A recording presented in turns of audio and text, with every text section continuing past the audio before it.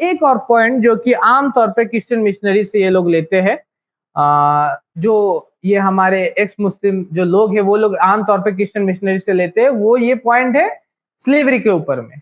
और वो यहाँ पर बोला भी, ये बताइए जिसको आप दासी कह रहे हैं, सेक्स स्लेव नहीं मान रहे हैं, tell me one thing only, आप मुझे सिर्फ एक चीज बताइए कि क्या बिना निकाह के, बिना शादी के, क्या कोई मालिक अपनी दासी, अपनी स्लेव के साथ सेक्स कर सकता है? या वो उसको बोले भी कि इस्लाम जहां पर रहता है वहां पर स्लेवरी अलाउ करता है, क्रिश्चियनिटी भी अलाउ करता है। पहले बात हम लोग आ जाते हैं, इस्लाम अभी उसको अलाउ नहीं कर रहा है, और मुस्लिम कंट्री जितने हैं सारों ने उस पर राजी हुए वो लोग कि हाँ इस्लाम ये चीज स्लेवरी जो है वो अबॉलिश है, और साथ ही साथ इस्लाम स्लेवरी को प्रमोट नहीं करता। ये चीज मेरा क्लियरिफाई रखिए कि इस्लाम स्लेवरी को प्रमोट नहीं करता, बल्कि इस्लाम में बहुत सारे तरीके हैं जिसपे गुलामों को आजाद करने के बारे में बोला गया।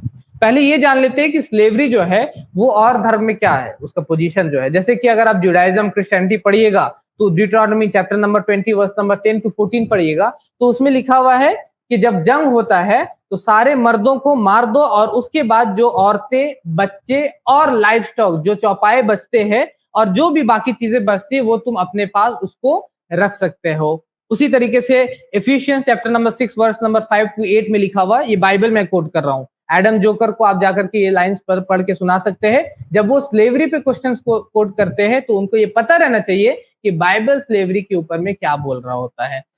उसमें लिखा हुआ book of Ephesians chapter number 6 verse number 5 to 8 में कि स्लेव्स ओबे योर मास्टर, कि गुलाम अपने मालिक का आज्ञा को, उसके आज्ञा को पालन करो और उसी तरह से डरो जैसे कि तुम क्राइस्ट से ओबे करते हो, उसी तरीके से तुम उनको ओबे करो। हिंदुइज्म को अगर आप पढ़िएगा तो हिंदुइज्म में भी स्लेवरी के बारे में वर्सेस है। Rigveda book number 1 hymn number 126 verse number 3 है। उसी तरीके से Rigveda book number 6 hymn number 27 verse number 8 है। Rigveda book number 8 hymn number 56 verse number 3 है। महाभारत में एक पूरा का पूरा सभा पर्व है, चैप्टर नंबर 52 श्लोक नंबर 45, उसमें ऑलमोस्ट अगर आप कैलकुलेट कीजिएगा ऑलमोस्ट 26,40,000 गुलामों को बांटा गया युधिष्ठिर के थ्रू। युधिष्ठिर ने क्या किया कि 30 serving girls given unto each, कितना 88,000 ब्राह्मण्स को उन्होंने वहां पर डिस्ट्रीब्यूट किया, इतने इतने गुलाम, जो कि कैलकुलेट करने पे 26,40,000 गुलाम वहां पर आ जाते हैं। उसी तरीके से अगर आप मनुस्मृति पढ़िएगा चैप्टर नंबर 8 वर्स नंबर 415 416, ये मनुस्मृति का लाइन है जिसमें लिखा हुआ slave as captive of war, या स्लेव फॉर मेंटेनेंस, या सन ऑफ फीमेल स्लेव, या slave purchase for money, slave obtained as a present, slave received in hereditary, slave condemned to slave. ये सारे के सारे 7 काइंड्स ऑफ स्लेव, ये 7 अलग अलग तरीके से जो गुलाम होते हैं उसके बारे में वहां पर बात हो रही है। इस्लाम में जब इस्लाम आया तो शुरू में उसको ये बोला गया, एग्नेट फेस बोल रहे मनुस्मृति कौन पढ़ता है, उसी तरीके से गुलाम कोई मुसलमान नहीं रखता। क्या साहिल ये बोल सकता है कि मैंने उस मुसलमान को देखा गुलाम रखते हुए इसलिए मैंने इस्लाम छोड़ दिया? अरे भाई, कोई मुसलमान गुलाम नहीं रख रहा अभी के टाइम पे, तो अगर तुम ये बोल रहे हो कि किसी गुलाम की वजह से मैं इस्लाम छोड़ रहा हूँ तो ये बेबुनियाद है।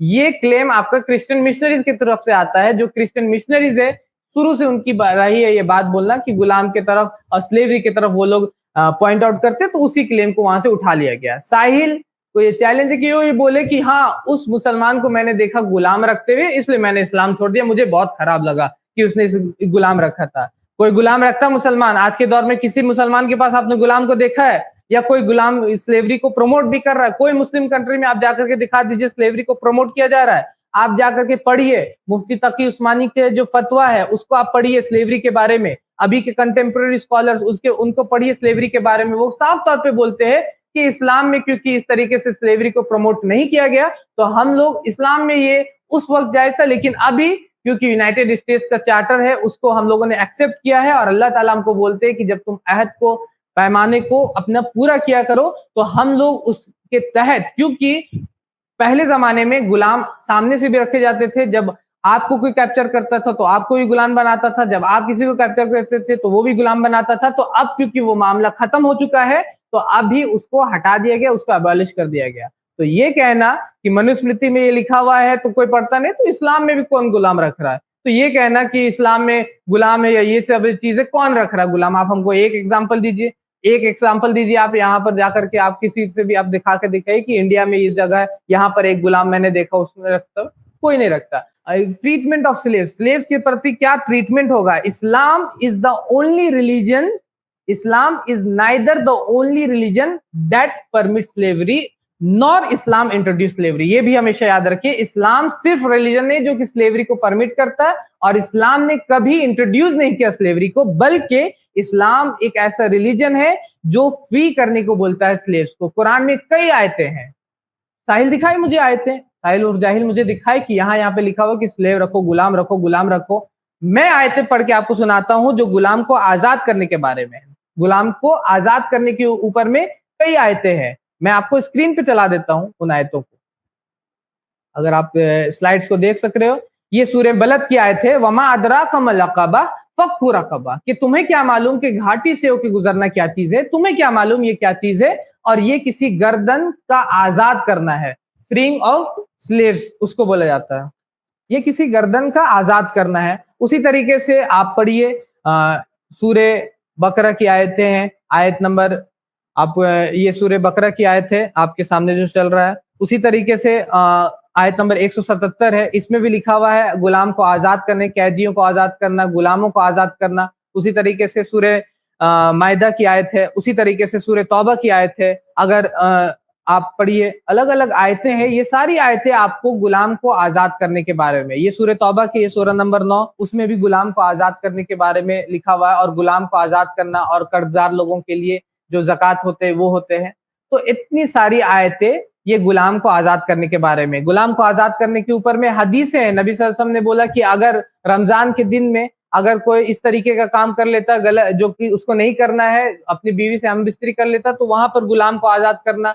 और उसी तरीके से गुलाम को जो ट्रीटमेंट दिया गया इस्लाम में, सबसे इंपॉर्टेंट जो चीज है, गुलाम को जो ट्रीटमेंट दिया गया, अबू ज़र रज़ी अल्लाह ताला अन्हु उनकी जो हदीस है, सही बुखारी की हदीस नंबर 6050, उसमें ये लिखा हुआ है कि अबू ज़र रज़ी अल्लाह ताला अन्हु वो बोलते हैं कि वो नबी सल्लल्लाहु अलैहि वसल्लम के पास रहते हैं, और वो पूछते, उन्होंने अपने गुलाम को शायद मार दिया था या कुछ कर दिया था, तो वो पूछते हैं कि नबी सल्लल्लाहु अलैहि वसल्लम को कि क्या करना है। तो नबी सल्लल्लाहु अलैहि वसल्लम वहां पर आके बोलते कि ये तुम्हारे भाई है। गुलाम भी नहीं बोला, ना ही कुछ इस तरीके का लफ्ज, बल्कि कुरान में जो समीर यहाँ पे लफ्ज यूज कर रहा है, कुरान में ये लफ्ज है ही नहीं जो गुलाम और इस तरीके के। तो वमा मलकत ऐमानुकुम, कुरान में जो लफ्ज है कि तुम्हारे हाथों में, वमा मलकत ऐमानुकुम का लफ्ज है, वहां पर उस तरीके का लफ्ज ही नहीं।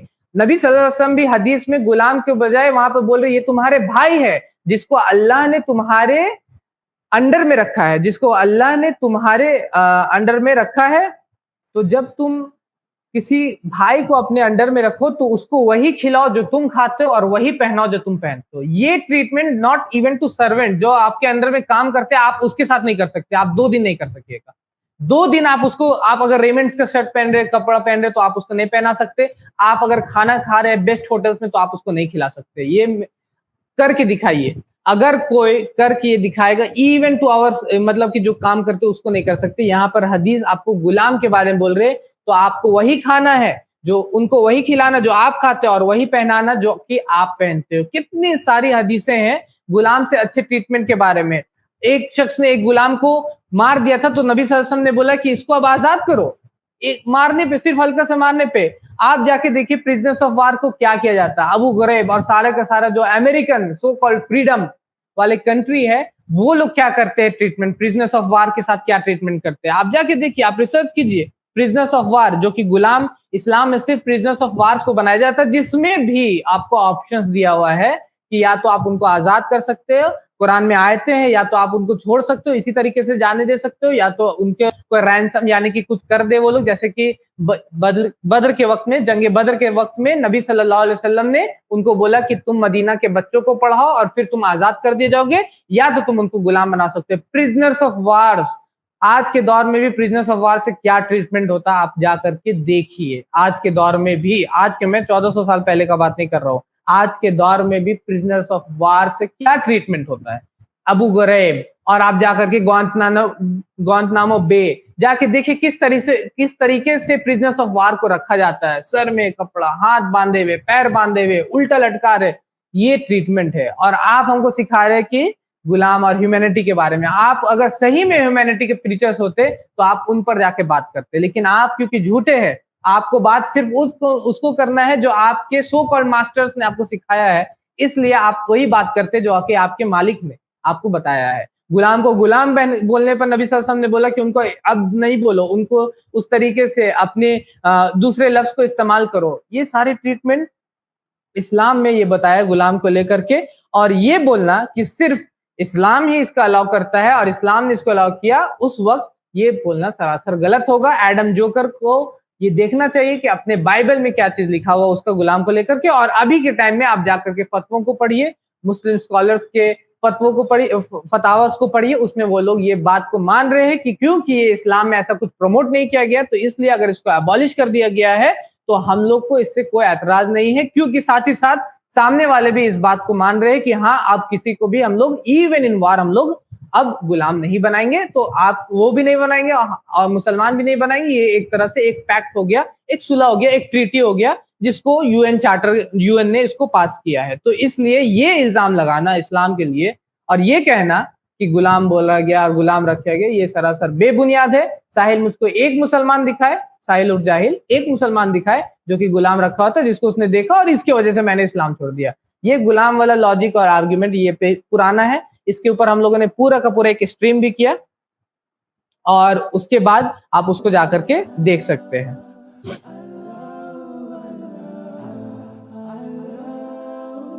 हमारे चैनल IRPC इंडिया को सब्सक्राइब करें और बेल बटन पर क्लिक करें ताकि हमारा सारा वीडियो आप तक ज़रूर पहुंचे।